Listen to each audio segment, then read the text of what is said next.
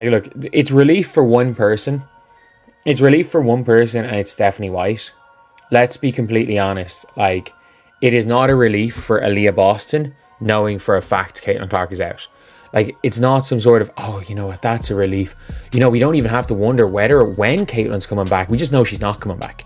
Like, there's no relief in that. The WNBA is under close examination once more, but this time it has nothing to do with contentious calls or on-court altercations. It has to do with something far more serious. Superstar Caitlin Clark and Indiana Fever head coach Stephanie White's relationship has taken an odd turn, making fans reevaluate what they believe to be true about it. Stephanie White has chosen Kelsey Mitchell over Caitlin Clark, and that's just flat out the truth. Stephanie White wants to run this offense through Kelsey Mitchell, and she says it herself right here. She wants Kelsey Mitchell to keep firing. At one point in the game, Kelsey Mitchell was 2 for 14. And we already know Caitlin Clark came out on the Sue Bird podcast and said that Stephanie White don't want her shooting. For Clark and her loyal fan base, what should have been a dream coaching situation has turned into something that increasingly resembles a nightmare. It's getting harder to deny the unsettling fact as the data grows. It's possible that Stephanie White would rather coach the Indiana Fever without their best player on the court. The Caitlin Clark, Aaliyah Boston deadly connection, pick and roll, two-man game connection that has worked this whole season, gone. Poof, the one thing that was in existence that actually worked, that felt like a little bit of something offensive that worked, gone. Subscribe if you're enjoying it. Stephanie White's remarks, which can only be characterized as one of the most tone-deaf in recent WNBA history, were the bombshell moment. White expressed her genuine emotions on Caitlin Clark's injuries, which has kept her out of commission indefinitely. Regarding Clark's absence giving the squad clarity, White remarked, "I think that's big. Just our group's mentality that we have what it takes to keep developing and connecting in those ways." Her next statement, however, was that the team is really more focused and relieved as a result of the circumstance. I think that's big. Head coach Stephanie White agreed. Just the mindset of our group to know what we've got, what we got to continue to grow and connect in those ways. And is she available? Is she not available? Will she practice? Will she not practice? And that's a sort of disruption that comes with that. So there's clarity, and I think it's good for everybody. It's good for Caitlin too. She doesn't feel any kind of way. She can just approach and attack her rehab one day at a time.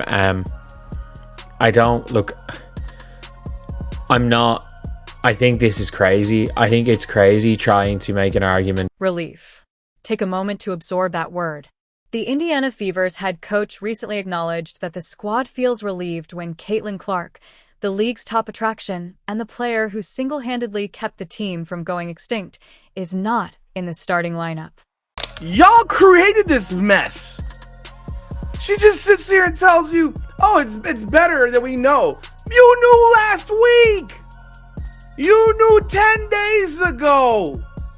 You knew dating back to the 14th of July when the injury happened. You knew it then. You knew that she was not going to be able to play. But y'all ran with this narrative. You continue to do it. Oh, it's day to day or it's this. No, you always knew. So you making some excuse now for why you don't play well? That's on you, Stephanie White. This goes beyond simple misrepresentation or bad word choice. This provides an insightful look into the thoughts of a coach who appears genuinely uneasy about mentoring a generational talent. When your star player is hurt, the last thing you should feel is relief because she attracts millions of viewers, sells out arenas, and makes more money than the entire league combined. It's a really weird way of wording things. I think they word it in a really weird way, being like, oh, you know, it's going to help us knowing that she's officially out. Like, let's be real, it's a groin injury. She's not going to be out. She was not going to be back for the Vegas game. She was not going to be back for the last Liberty game. She's not going to be back for the Liberty game before that. She's not going to. We know she's not going to be back for the Sky game. Like, we know she's not going to be back until at least like the 8th of August. At least the 5th of August. Let's be real. At least the 5th of August. So, like, I'm sorry, but how is it a relief knowing the Caitlin, not having to worry about whether Caitlin will or won't practice? You know she's not practicing. White continued to make alarming remarks about Clark. She has expressed her belief that the squad performs better without its star player on several occasions this season. White raised another eyebrow when he was questioned about the team's performance both with and without Clark. Without Clark, she asserted, the squad engages in more off-ball activities, which leads to quicker ball movements. Without their all-star captain, she said, they have more speed but sacrifice size on defense. Fans were instantly outraged by these remarks since they couldn't believe what they were hearing. We are therefore better on defense, and the ball travels more quickly. Good. Why is Caitlin even necessary? The underlying worry was genuine, even though the remark was mocking. In essence, their coach was saying that the team performed better while their top player wasn't playing. Let me tell you something. Y'all do not move the ball better without my Caitlin Clark, aka my precious CC. At the end of the day, y'all have only won 4 games and recorded 4 games where y'all had 20 assists as a team at the end of the day. Caitlin Clark, aka my precious CC, she averages 7 to 9 assists a game. You hear me? Because she moves the ball and get everybody open, because everybody and their mama and their grandma be double teaming and triple teaming her, and her team is lazy when it comes to setting screens for her. White's comments regarding the team's defensive progress during Clark's absence followed the trend. When asked about the team's success without Clark, White said, I think first and foremost, defensively, we've been better. When Clark wasn't on the floor, she commended their meticulous attention to detail and regular coverages. White's seeming fixation on developing a team identity that isn't centered on Caitlin Clark is possibly the most unsettling. White has frequently underlined how the squad has developed a somewhat stronger defensive identity without their star during Clark's several injury absences. Because without her, they get to play that slow down, walk the ball up the floor basketball that she likes to play over the breakneck, let's run this ball down the floor type of basketball that Caitlin Clark and the team actually likes to play. But you sitting here saying, oh yeah, well, we know what we got going forward.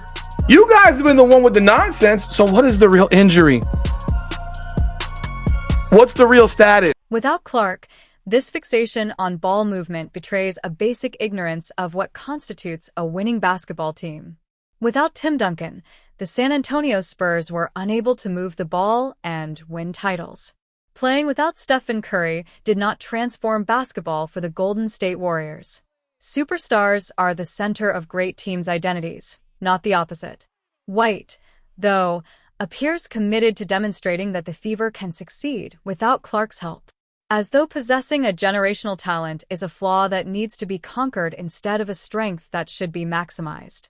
White's dubious decision-making is evident in both her coaching choices and her public remarks.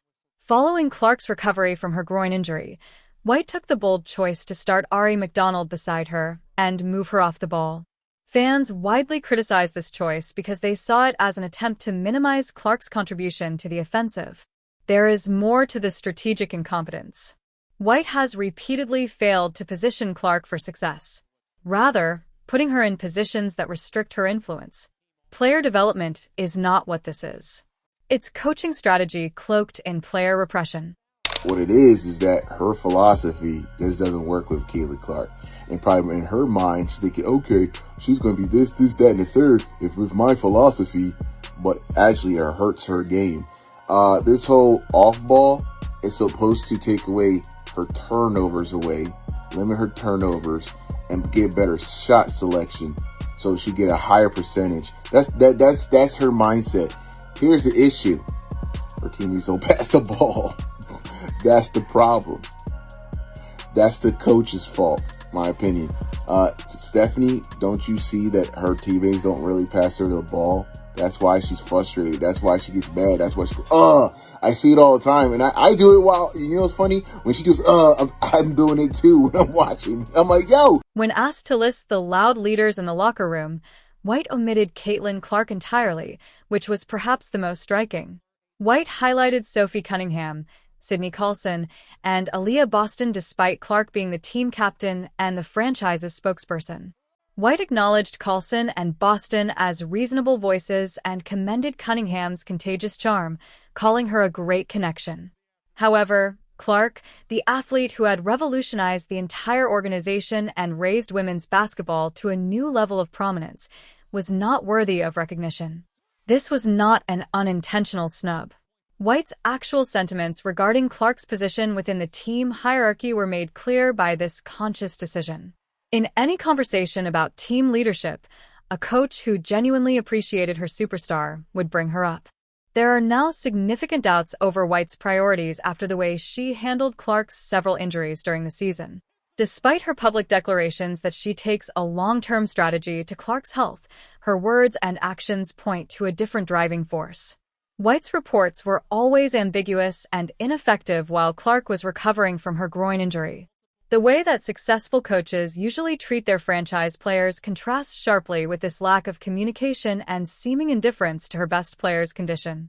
Every facet of their superstars' recuperation is closely monitored by great coaches. They don't blatantly acknowledge that they haven't discussed the status of their key players with the medical staff. She does not want Caitlin Clark being the main player. She does not want Caitlin Clark being that dog on this team, and she's made the decision that this is Kelsey Mitchell's team. It just is what it is, man. It is what it is. We know, we heard Caitlin Clark come out and say herself that Stephanie White don't want her shooting. We've heard that. We've heard that out of her mouth. Already, the effects of White's strategy are showing themselves. After initially applauding White's hire as the return of a successful coach, Fever supporters are now seriously questioning if she will be able to fully utilize Clark's skills. One disappointed fan tweeted, "I won't be listening to her willingly anymore," in response to White's remarks regarding better ball movement without Clark. Another said mockingly, "Sides, is that you?" A allusion to Christy Sides, the former coach who was sacked in part for failing to use Clark effectively. Because it implies that White may be committing the same basic errors that resulted in her predecessor's termination. The analogy is very devastating.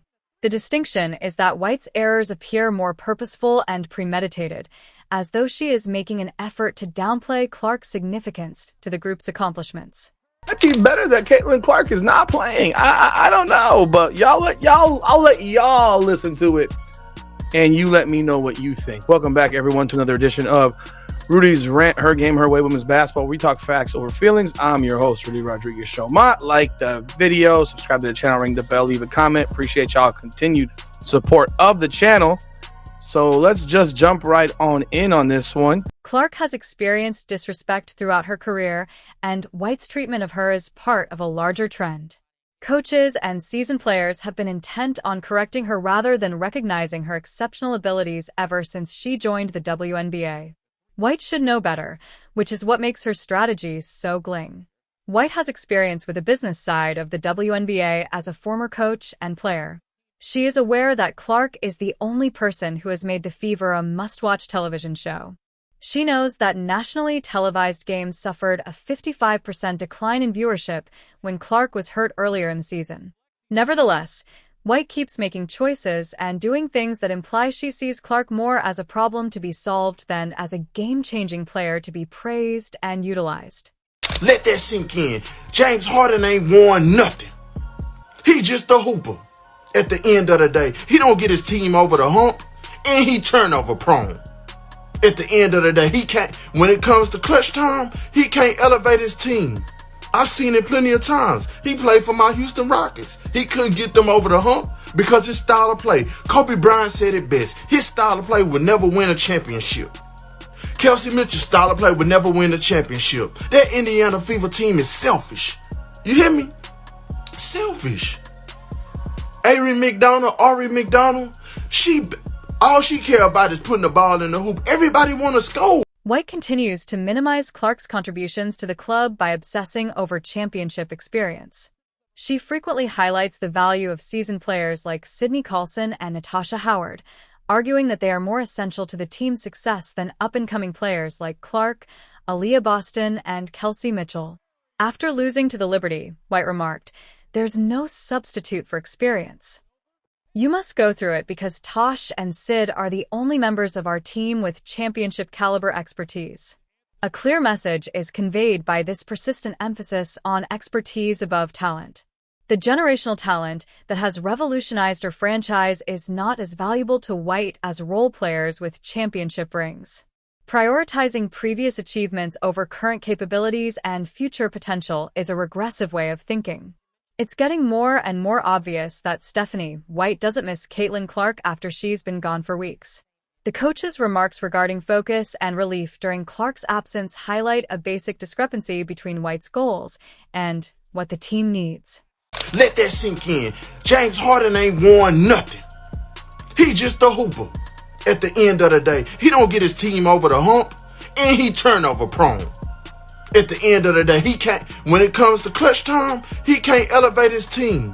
I've seen it plenty of times. He played for my Houston Rockets. He couldn't get them over the hump because his style of play. Kobe Bryant said it best. His style of play would never win a championship. Kelsey Mitchell's style of play would never win a championship. That Indiana Fever team is selfish. Clark needs a coach who sees her brilliance and creates structures to help her make the most of her influence. She needs someone who recognizes that being a player of her skill is a blessing rather than a liability. Instead of attempting to show that the team can succeed without her, she needs a coach who will stand up for her, defend her, and set her up for success. She has Stephanie White instead, a coach who appears more concerned with showcasing her own tactical prowess than with bringing out one of the best players the women's game has ever seen. In addition to failing Clark, White's strategy is hurting the entire company and all those who have made financial and emotional investments in this team's success.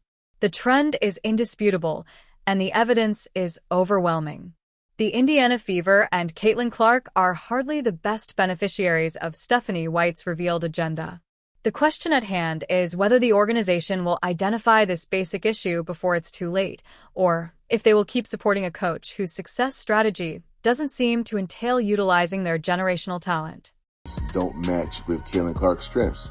I don't think Stephanie White came to Indiana be like, yeah, I'm there to destroy Caitlin Clark, and I want to take... That's silliness to me, bro. Come on. Just these are common sense. Why would she ruin her career to destroy a player? That's dumb. I think what it is that her philosophy just doesn't work with Caitlin Clark. And probably in her mind, she's thinking, okay, she's going to be this, that, and the third if with my philosophy, but actually it hurts her. Fans' patience is wearing thin. And with good reason. They have witnessed the systematic underutilization of their favorite player by a coach who appears more at ease discussing how the team performs without her than acknowledging her contributions when she is fit and playing. There is no coaching here. It's strategy masquerading as sabotage. It must end before it ruins what may have been a lovely collaboration between a franchise and a generational talent. The clock is running out, and each day that goes by with White talking about relief and better ball movement without Clark further ruins this relationship. Caitlin Clark is worthy of more. Better is due to the fans. Why the Indiana Fever ought to have a coach that views their star as the answer rather than the